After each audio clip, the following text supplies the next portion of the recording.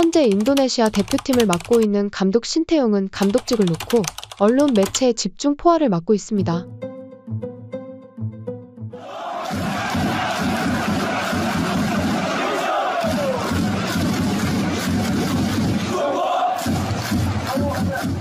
그 이유는 신태용 감독이 또 한 차례 경기에서 패배를 맛보았기 때문이었는데요. 실제로 지난 15일 신태용 감독이 이끄는 인니팀은 중국 칭다오에서 중국과 북중미 월드컵 4차전을 치른 바 있었습니다. 그러나 경기 결과는 2대1. 인니팀은 처참한 패배를 맞이해야 했죠. 그러나 중국 역시 인니를 상대로 승리를 하리라는 사실은 생각지도 못했던 것일까요? 중국 공영매체 CCTV 역시 이번 인니전의 중계를 공식적으로 포기 선언했으나 의외의 결과가 나왔고, 이에 주장 왕다레이는 우리가 인니를 이겼다며 인터뷰 도중 눈물을 훔치기도 했죠. 在赛场上，无论是张玉宁还是你刚才都流下了激动的泪水，是不是球员的压力非常大？这场比赛之前，对吧？因为对于我们来说，可能跟以前不一样。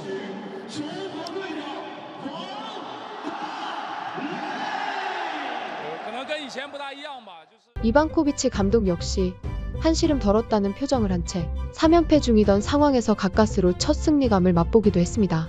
이에 중국 축구 팬들은 우승이라도 한 줄 알았다며 비아냥대는 목소리가 나오고 있습니다만, 어찌되었건 경기 전 손가락 욕설을 주고받을 정도로 예민해진 상황에서 인도네시아를 상대로 이기게 되었다며 승리에 자아도취된 중국 팬들이었죠.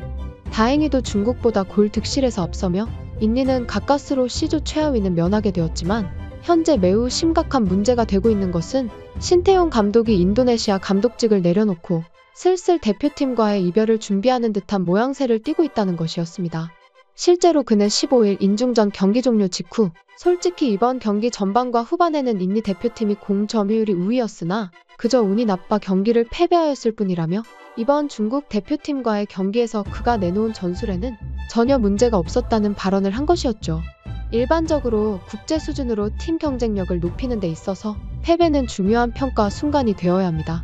축구에서는 아무리 최고 수준의 감독이라 할지라도 기대에 미치지 못하면 비판을 피할 수 없다는 걸 모를 리가 없는 상황에서 인니 언론 매체 및 축구 팬들의 비판을 전혀 고려하지 않는 듯한 발언을 마주했기에 인니 언론 매체 역시 이번 신 감독의 태도는 너무나도 이상하다는 반응을 보인 것이었죠.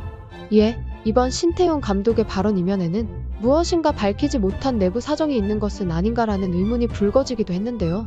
실제로 그저 운이 좋지 않았다며 패배를 인정하지 않는 모습은 패배를 반면교사 삼아 더욱 나아진 인도네시아 팀을 만들어 나가겠다는 태도를 보이던 과거의 신태용 감독과 너무나도 다르다며, 결국 이를 밝혀내지 못한다면 신태용 감독이 인니를 떠날 가능성을 배제할 수 없다는 보도가 쏟아지고 있기 때문이었습니다.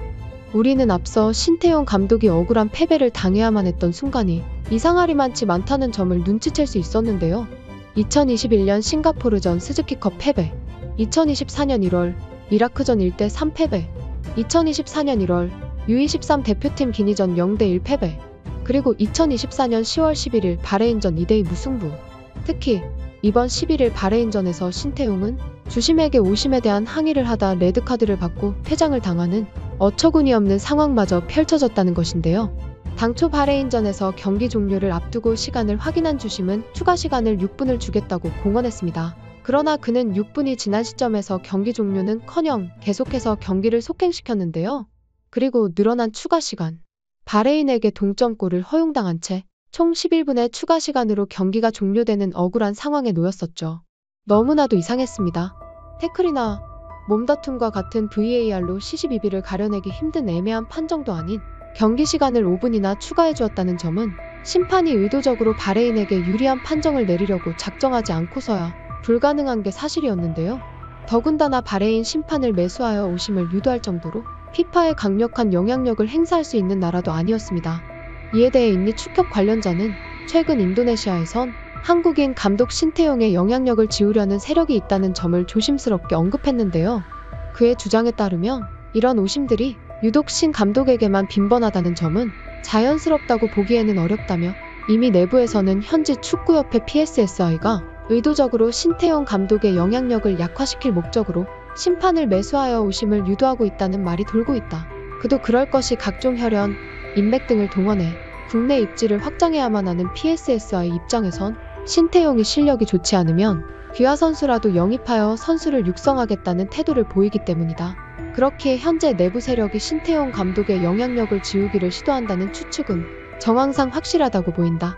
다만 공식적으로 발표된 바는 아니기에 신 감독 역시 현 상황의 답답함에 대해 토로하려 저 같은 태도를 보인 것이라는 충격적인 주장을 한 것이었습니다. 실제로 신태용 감독의 영향력은 대단했습니다. 설문조사 결과 92.7%로 인니 축구 팬들의 절대적인 신임을 얻고 있었으며 신 감독의 영향력은 거대하다 못해 되려 인니 축구협회 PSSI를 위협하는 수준이었죠. 그렇기에 어느 정도 대표팀도 성장했겠다. 신태용을 내보내곤 다른 감독을 선임하는 편이 입맛대로 요리하기 편하다는 것입니다. 이에 불만을 느낀 신 감독 역시 바레인전 종료 직후 인터뷰 도중 이러한 의혹을 제기하기도 했는데요. 왜 그런 판정들이 자꾸 나오는지에 대해서 너무 이상하다. 6분 줬지만 6분 이상 훨씬 더 많이 보는 것은 잘못된 것이고, 우리 선수들이 부딪히기만 하면 우리는 파울이고 왜 상대는 그냥 매 경기 그냥. 마치 그의 주장을 증명하기라도 하듯 인중전이 패배로 끝난 직후 인터넷 매체에서는 신태용의 전술에 의문을 품는 이들이 하나씩 등장하기도 했는데요. 신태용 씨도 틀릴 수 있다. 신태용은 인니팀이 불우하다고 조롱하다. 신태용의 전술은 고전적이다. 이번 패배는 심판 탓이 아닌 신태용 탓이다는 등 그의 발언을 빗고는 여론이 등장하게 된 것이었죠.